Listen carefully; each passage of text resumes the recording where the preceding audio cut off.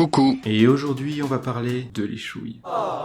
Et plus particulièrement de cet organe qui peut malencontreusement se retrouver dans le corps de quelqu'un d'autre. La langue est un organe situé dans la bouche. Non mais regarde ça. Tu savais que la langue était dans la bouche? Mais c'est pas possible. Formé de 17 muscles et qui fait en moyenne 10 cm. Et vous allez peut-être me demander pourquoi le record du monde est seulement de 10,1 cm à ce moment-là. Non. C'est simplement parce que pour le record du monde, il mesure de la pointe aux lèvres et il ne mesure pas ce qui est dans la bouche. Alors c'est une info très intéressante. Alors en comparaison, la plus longue langue d'un animal terrestre est de 61 cm, qu'on retrouve chez, non pas la girafe parce qu'elle en a une de seulement 50 cm, mais le fourmilier géant. Ça fait rêver. Elle est attachée à la mâchoire en avant et à l'os hyoïde en arrière. D'ailleurs, cet os peut être pris entre les doigts et on peut le bouger parce qu'il est mobile, mais c'est pas évident à l'avoir. D'ailleurs, il n'y a pas d'os sous la mâchoire, donc en fait, si on tombe sur un pic ou qu'on plante un couteau, en fait, ça va transpercer directement la langue. Vous faites de cette info ce que vous voulez. Si on la lève, on voit que la langue a un frein, ce qui permet de la retenir. Cette vidéo en qualité 4K est d'ailleurs disponible et partageable sur Wikimedia. C'est toujours un plaisir de diffuser les parties de mon corps sur internet. Vivement l'épisode sur la verge. D'ailleurs, si on fait attention à notre langue au repos, on se rend compte qu'elle est relevée sur le palais en avant.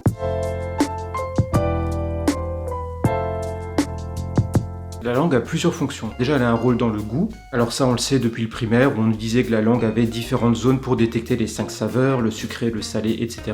Et c'est totalement faux. Les 5 saveurs sont perçues partout sur la langue. Elle a aussi un rôle dans la production des sons. Pour une même note de musique, do, ré, mi, etc., le simple fait de bouger uniquement la langue va changer le son. Essayez chez vous. Prenez une tête, n'importe laquelle. Tenez la mâchoire, ne bougez pas les lèvres, et passez du son A au son I. Vous verrez que c'est la langue uniquement qui avance et recule pour changer la lettre.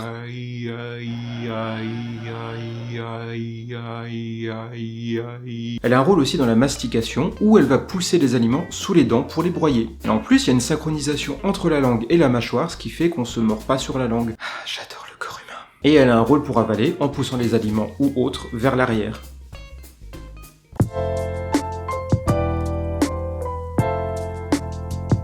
Les langues chez les animaux sont super variées. Chez les crapauds ou les caméléons, elle sert à attraper les proies. Chez les fourmiliers, elle englue les termites. Chez les serpents, sa pointe en fourche permet de capter les odeurs et de savoir de quelle direction elles viennent. Chez des geckos, elle sert à nettoyer ses yeux, car ils n'ont pas de paupières. Et chez le poisson, il y en a pas. Et si un jour vous avez envie de manger un ver de terre qui traîne sur le sol, faites gaffe que ce soit pas la langue d'une tortue qui essaie de vous appâter. Et alors pour boire, les chiens et les chats ne se comportent pas du tout de la même manière. D'un côté, on a un chat gracieux, qui courbe sa langue délicatement sur la surface de l'eau et la remonte rapidement, produisant un jet élégant vers la bouche. Le chien, lui, projette sa langue dans l'eau, éclaboussant partout et attrapant ce qu'il peut avec sa bouche grande ouverte. Et la langue rugueuse du chat a des épines qui aspirent la salive pour la mettre dans ses poils. Et le fait de savoir rouler sa langue, que 70% des personnes arrivent à faire, c'est pas transmis génétiquement, contrairement à ce qu'on peut lire dans certains manuels scolaires. La connaissance scolaire en prend un coup aujourd'hui.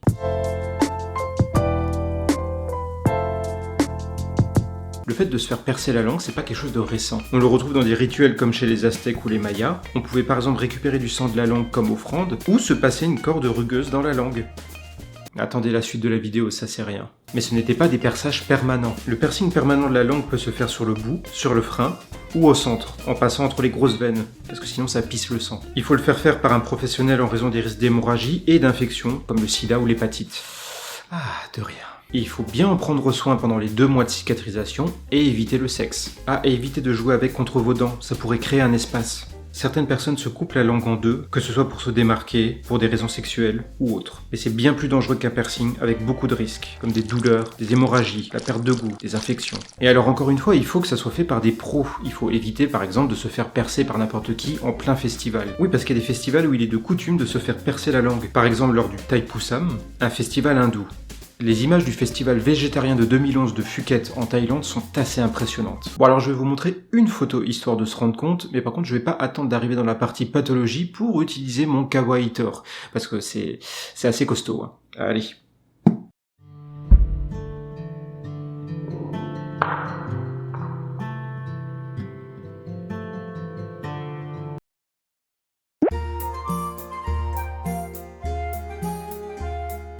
Ça va? Vous vous sentez à l'aise? Et encore, c'est rien du tout, parce qu'on peut voir des personnes qui marchent sur des braises, qui se percent la peau avec des centaines d'aiguilles, qui se percent les joues avec des revolvers, des pelles, des vélos, des amortisseurs, des clés à molette, des pots d'échappement, ou des personnes qui se font saigner le front avec des haches, ou le torse avec des scies. Allez, passons au SM. Connaissez-vous la bride de grondement ou Knebelheisen. en allemand? Oui, parler allemand pendant une soirée SM, ça met toujours dans l'ambiance. C'était utilisé à l'époque comme punition pour comprimer la langue et éviter que la personne ne parle. Et de nos jours, elle peut être utilisée comme accessoire dans des jeux SM. Bon, passons à quelque chose de plus léger, le baiser avec la langue, ou cataglottisme. Alors le French kiss n'a pas été inventé par les Français parce que ça existait déjà dans le Kama Sutra. Et d'ailleurs, il y a une autre espèce animale qui s'embrasse avec la langue, les bonobos.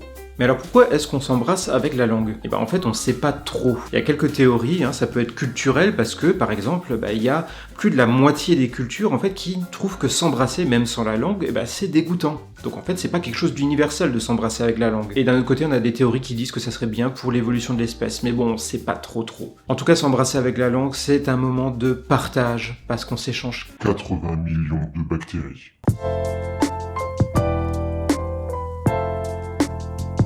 Alors j'avoue que les pathologies de la langue c'est un peu chiant. Globalement les pathologies de la langue ça vient parce qu'on a une mauvaise hygiène de la bouche. Et aussi ça peut être un symptôme d'une pathologie. Et pour rendre les choses moins chiantes, c'est peut-être mieux de regarder une histoire. Oui, je l'attends là. Ouais, super stressé. J'espère que ça va bien se passer. Attends, je crois qu'il est là. Il arrive. Ah, il est trop canon avec sa chevelure. Je te laisse. Suis tu es candidat? Moi c'est Harry. Oui, salut, enchanté. Ah non, c'est trop lèche chez moi. Je suis très content de te rencontrer. Moi aussi. J'aime beaucoup ta chevelure noire. Comment t'as fait pour en avoir une? Oh merci. Tu peux en avoir une avec les effets secondaires de certains médicaments, avec une radiothérapie ou sans raison comme ça. En plus tu sens rien, c'est juste esthétique. J'aime bien tes peaux blanches jaunâtres. Oh merci. C'est grâce à un champignon qu'on a tous dans la bouche en temps normal. Mais il peut se développer dans des situations favorables, comme une bouche sèche, une inflammation, du diabète, le sida, la radiothérapie, etc. Je suis d'abord devenue rouge, avec comme une sensation de brûlure, puis ces dépôts blancs sont arrivés. D'ailleurs, si tu les touches, tu verras que ça se détache. Ah, c'est ça que j'avais sur le bout de la langue. Qu'est-ce que je vous sers? Je prends la langue de bœuf à la langoustine. Et pour moi, la langue de vipère dans sa sauce à langue, parfait. Excusez-moi, je n'ai pas pu m'empêcher de voir votre accoutrement. Est-ce un déguisement de couille? Malheureusement, ce n'est pas un déguisement. Je suis atteint de ce qu'on appelle une langue scrotale. Et oui, il existe vraiment des langues scrotales parce qu'elles ressemblent à des bourses recroquevillées. Je sais pas trop d'où ça vient, comment c'est venu. Bon, moi c'est pas grave. Mais c'est pas facile tous les jours d'avoir une tête de couille. Je comprends. Bon courage. Pauvre gars. Ouais. Alors comme ça, tu as étudié les langues mortes? Oui, la criminologie m'a toujours passionné. Je me suis spécialisé en langue bien pendue. Merci pour le repas. Pas de rien, ça fait plaisir. Et alors, mon mignon, ça te dit que je tourne cette fois en toi? Ça ira, merci. Ah ouais, tu préfères être avec cette traînée décolorée? Oh, ne l'écoute pas, c'est qu'une langue de pute rongée par la syphilis. Quel moment magique. Oui, je passe un agréable moment. Ouais. Excusez-moi. Vous n'auriez pas une petite pièce? Non, désolé, on n'a pas d'argent. Ouais, je vois, c'est ça, c'est toujours la même chose. Qu'est-ce qui l'empestait, l'alcool et la cigarette? Pas étonnant qu'il ait eu un cancer. Ça te dit de passer chez moi pour laper un dernier verre? Oh, avec plaisir. Tellement mignon. Si on m'avait dit que je deviendrais une langue maternelle. Oh, elle est trop belle. Mais j'ai l'impression que son frein est un peu trop court, non? Et du coup, elle pourrait avoir du mal à avaler, sans parler des problèmes pour téter. Oh, c'est trop de complications, hein. Autant la donner au chat. Oh, sacré matou.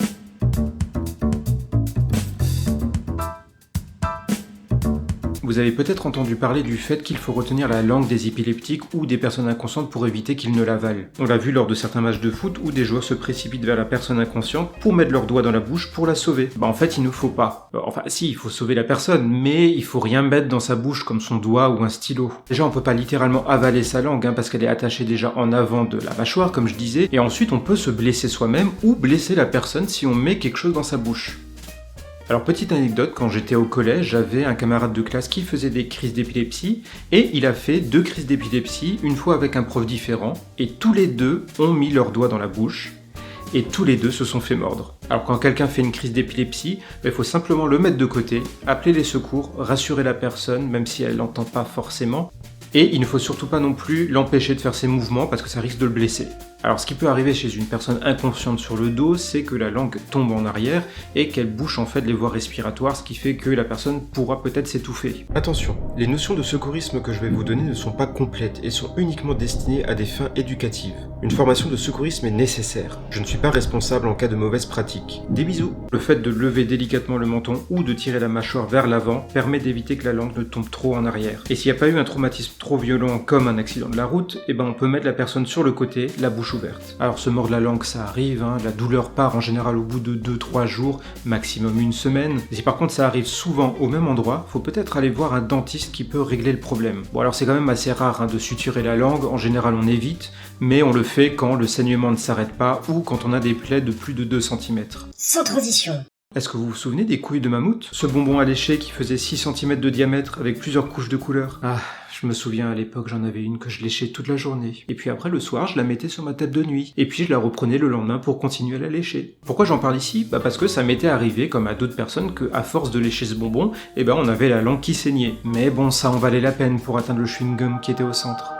Ah mais oui, je me souviens, je l'ai jamais atteint, parce que ma mère l'avait jeté, pour des questions d'hygiène. Oui maman, je m'en souviens. Je n'oublierai pas. Jamais. Et voilà, cet épisode est terminé. On se retrouve la prochaine fois pour un nouvel organe. Et d'ici là, pensez à moi lorsque vous cataglotterez.